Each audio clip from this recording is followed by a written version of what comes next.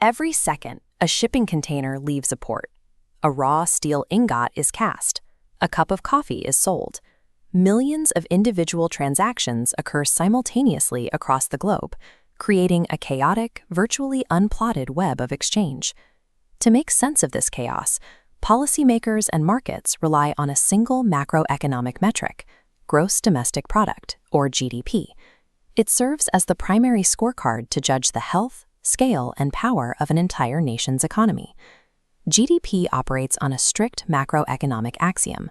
Every single transaction requires two parties, a buyer and a seller. Every dollar spent by one person instantly becomes a dollar earned by someone else. Because of this dual-party nature, if you map the entire economy, the total amount of money spent must perfectly equal the total amount of money earned. Economy-wide expenditure and economy-wide income are mathematically identical. We can model this using a circular flow system. Households spend money to buy goods and services from firms. Those firms take that exact revenue and pay it right back to the households in the form of wages, rent, and profit. The money flows continuously through the loop. Government statisticians can intercept this flow at either end. They can add up all the household expenditures, or they can add up all the income paid by firms. Because the scale must balance, the final calculation of GDP will be identical either way. As a strict balanced algebraic ledger, GDP tracks the entire system's monetary flow over a specific period, providing comprehensive accounting of a nation's economic activity. To maintain the integrity of this ledger, GDP enforces strict boundaries. It only measures the market value of final goods and services produced within a country's borders over a specific interval of time. Crucially, it only counts final products.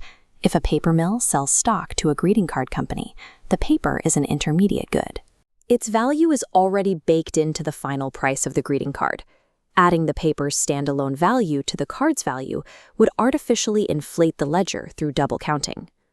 To categorize this immense volume of final goods, economists divide GDP, represented by the variable Y, into four specific pillars of expenditure: consumption, investment, government purchases, and net exports.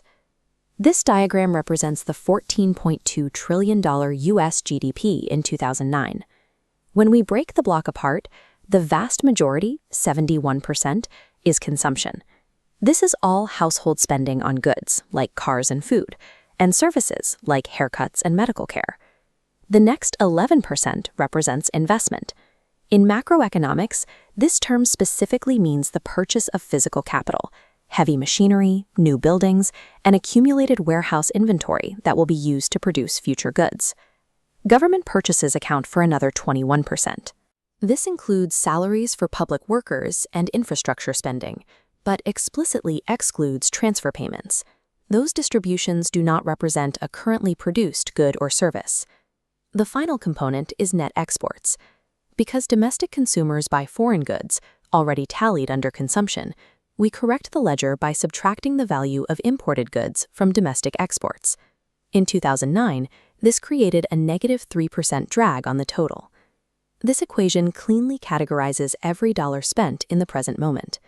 But relying on market prices introduces a severe mathematical distortion when you try to compare the output of economies across decades. If total spending in an economy doubles over 10 years, the ledger shows a massive increase. But we have to ask, did the nation actually produce twice as many goods, or is the currency simply worth half as much due to rising prices? This matrix tracks a simplified economy that only produces two commodities, hot dogs and hamburgers.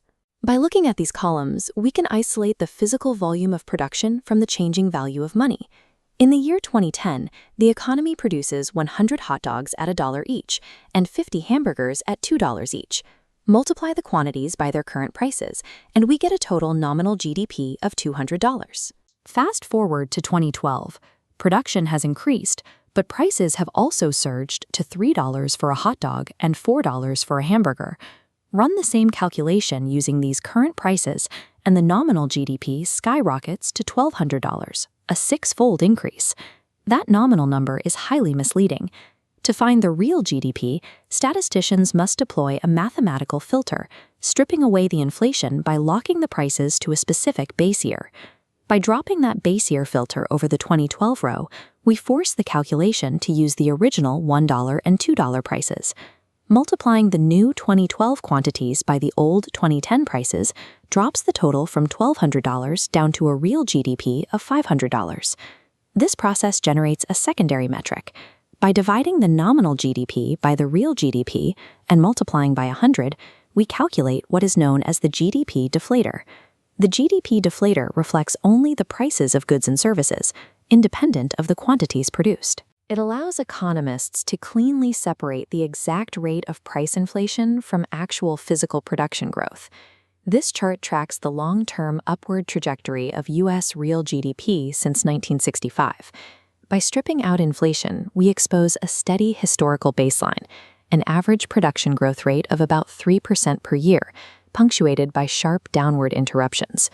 These shaded vertical bars mark recessions, periods of contracting physical output and widespread economic distress.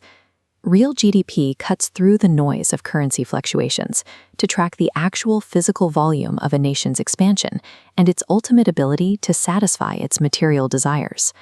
While real GDP is strictly a measure of output, it strongly correlates with vital metrics of human prosperity.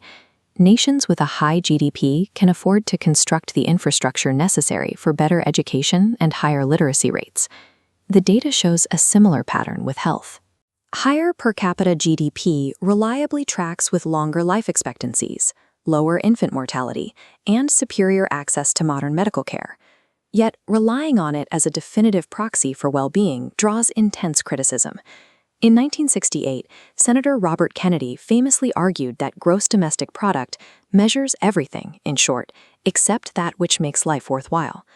Kennedy's critique points directly to the ledger's structural blind spots. Because GDP strictly requires recorded market prices, it evaluates a home-cooked meal, parental childcare, and volunteer work at $0. It is entirely blind to non-market labor, as well as the underground economy. In the United States, this off-the-books shadow economy makes up an estimated 8% of GDP. But in developing nations, the unrecorded ecosystem is massive. In Bolivia, untracked informal transactions account for a staggering 68% of all actual economic activity, completely invisible to official ledgers. The second major blind spot involves environmental externalities. Externalities are costs or benefits incurred by a third party who did not choose to incur them. A nation can artificially boost its GDP by eliminating environmental regulations. Factories produce more goods, driving the ledger up, but the resulting pollution destroys water and air quality. The system rewards cannibalizing environmental capital for short-term output. These compounding flaws prompted French President Nicolas Sarkozy to formally challenge the metric, commissioning a panel to build a better measure of national health. Led by Nobel economists Joseph Stiglitz and Amartya Sen, the commission concluded that standard GDP frameworks were severely deficient in evaluating human well-being. The report warned of a dangerous GDP fetishism. By staring solely at the rising per capita averages, policymakers blinded themselves to underlying rot, ignoring unsustainable debt levels, the erosion of natural resources, and the extreme concentration of wealth happening beneath the top-line numbers.